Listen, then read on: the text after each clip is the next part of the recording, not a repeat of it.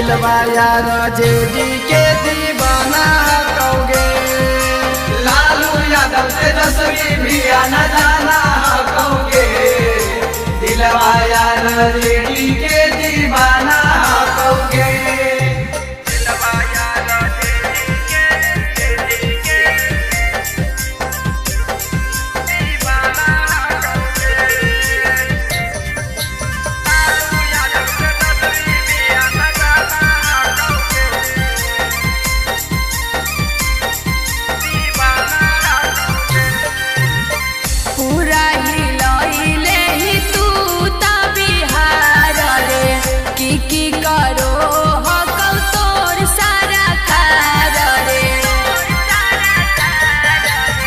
तेजस्वी भैया पूरा करो हकिन विकास गे।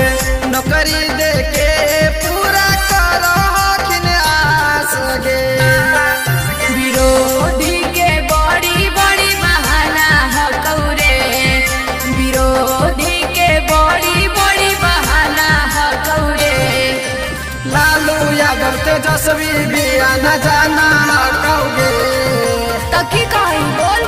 दिलवा यार जेडी के दीवाना कहोगे। लालू यादव तेजस्वी भी आना जाना कहोगे।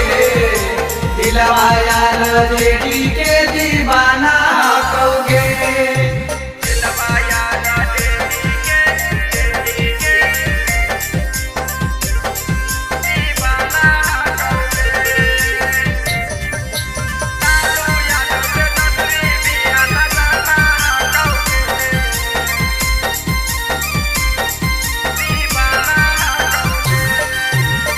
आरजेडी के चर्चा हो पूरा हिंदुस्तान रे।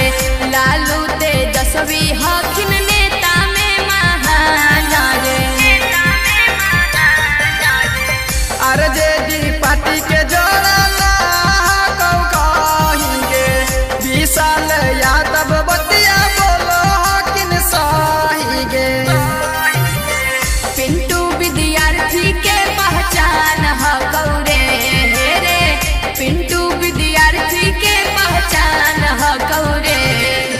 लालू यादव तेजस्वी भी आना जाना कहोगे। अच्छा दिलवा यार जेडी के दीवाना कहोगे। लालू यादव तेजस्वी भी आना जाना कहोगे। दिलवा यार जेडी